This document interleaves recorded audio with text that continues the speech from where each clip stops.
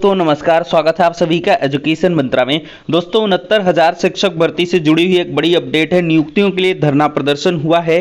Prayagraj roadways में निकली है नई भर्ती। यूपी SSSC से बड़ी खबर।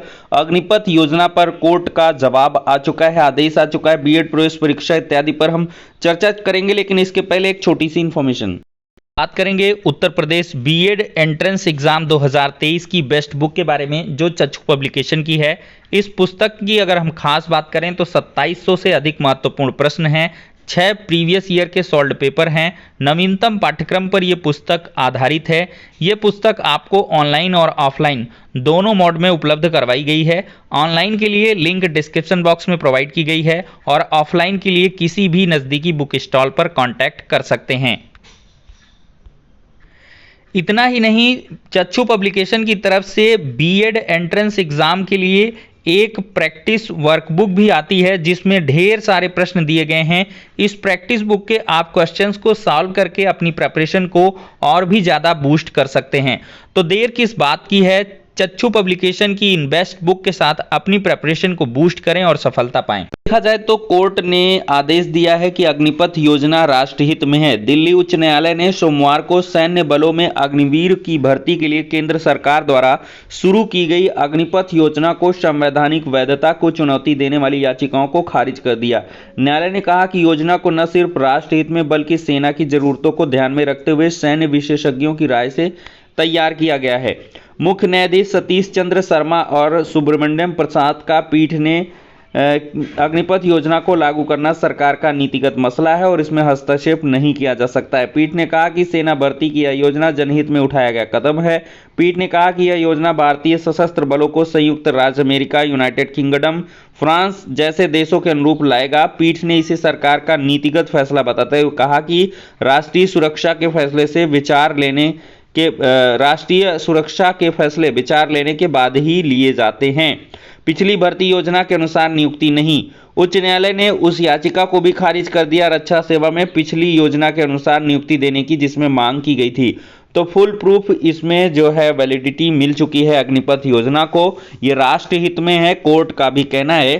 तो अब छात्रों को अग्निपथ योजना के हिसाब से ही अपनी तैयारी करनी होगी और आगे के जो प्लान हैं वो बनाने होंगे। सूरते हालात यूपी बोर्ड परीक्षा के है और यहाँ पर 3.5 लाख ने परीक्षा छोड़ दी है।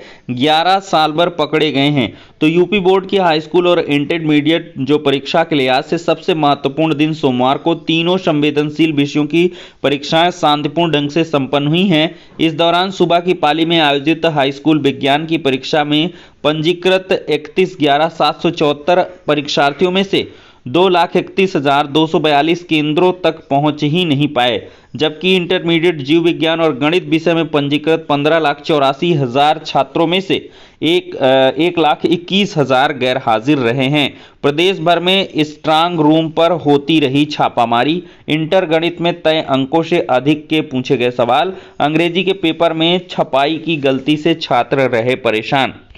दोस्तों देखा जाए तो बलिया में केंद्रीय मंत्री ने किया 6500 करोड़ की योजनाओं का लोकार्पण व शिलान्यास और अगले साल तक अमेरिका जैसी होंगी यूपी की सड़कें।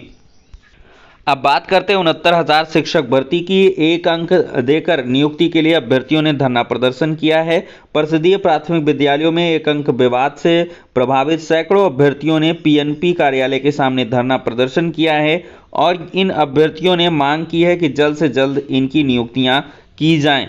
तो सोमवार को ये धरना प्रदर्शन रहा और अधिकारियों की ओर से इस मामले में कोई जानकारी नहीं दी गई है। तो 1 अंक से जुड़े मामले पर जो मेरिट लिस्ट है वो तैयार की जा रही है। हालांकि ये चीज़ें अभी आई थी एक दिन पहले न्यूज़ में, लेकिन छात्र चाहते हैं कि जल्द से जल्द नियुक्तियां की जाएं और साथ ही साथ ज्येष्ठता की सूची की जो तिथि है फिर बढ़ी है और इससे बेसिक शिक्षकों की नाराजगी भी बढ़ गई है। यहाँ पर दोस्तों देखा जाए तो पदोन्नति पहले 27 फरवरी तक इसकी अंतिम ज्येष्ठता सूची तैयार कर अपलोड करनी थी, लेकिन अब इसको 6 मार्च तक के लिए बढ़ा दिया गया है। दोस्तों देखा जाए तो संविदा पर 25 चालकों की भर्ती का विज्ञापन जारी हुआ है और ये सिविल लाइंस डिपो और बादशाहपुर डिपो में तैनाती होगी। सिविल लाइंस ARM कार्यालय में ऑफलाइन फॉर्म मिलेगा। न्यूनतम योग्यता 8वीं पास है। सिविल लाइन डिपो के ARM CB राम ने बताया है कि अभ्यर्थी की न्यूनतम शैक्षिक योग्यता 8वीं पास हो, 2 वर्ष पुरानी भारी वाहन चलाने का लाइसेंस हो, लंबाई 5 फुट 3 इंच, उम्र 23 से 58 साल के बीच होनी चाहिए। आवेदन शुल्क SC/ST के लिए 25 रुपये और अन्य श्रेणी के लिए 100 रुपये रखा गया। आवेदन भरकर अभ्यर्थी ARM सिविल लाइंस के कार्यालय में जमा करें। चयनित अभ्यर्थियों को कानपुर में 3 दिन की ट्रेनिंग भी करवाया जाएगा। तो परिवहन निगम एक बार फिर से संविदा पर युवाओं को रोजगार देगा। इसके लिए रोडवेज बसों में चालकों की भर्ती होगी। यह भर्ती ठेकेदारी के जरिए न होकर सीधे निगम की भर्ती कमेटी द्वारा पूरी होगी।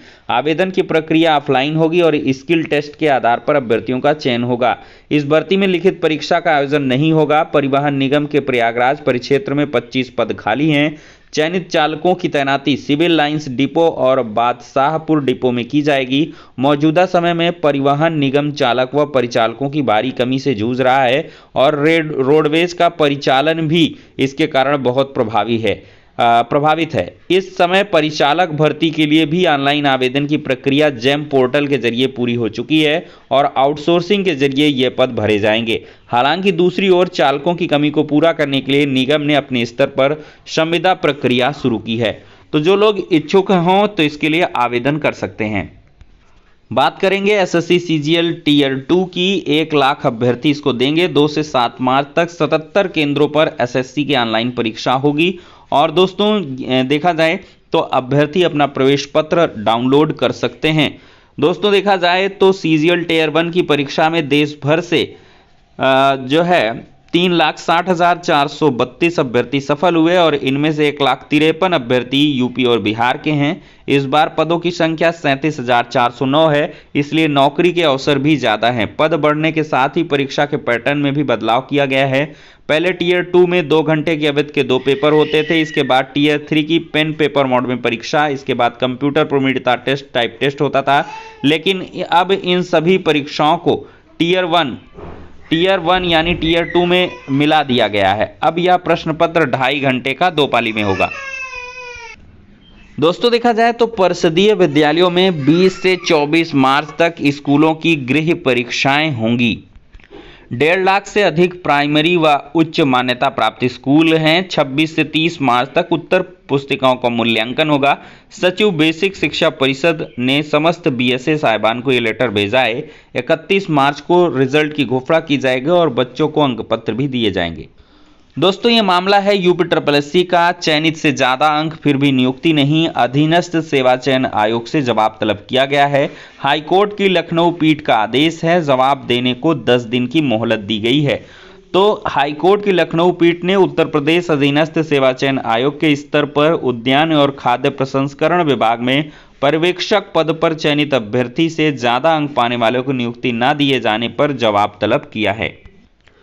दोस्तों देखा जाए तो B.Ed प्रवेश परीक्षा 2023 अप्रैल महीने में होगी और इसके लिए समय कम है। लगातार तैयारी करें। नेगेटिव मार्किंग का विशेष ध्यान रखें और जो छात्र अपीयरिंग में हैं वो भी आराम से अप्लाई कर लें, क्योंकि आपको काउंसलिंग के दरमियान जो मार्कशीट है वो दिखानी होगी। बाकी कोई ऐसी बाउंडेशन नहीं रखी गई है।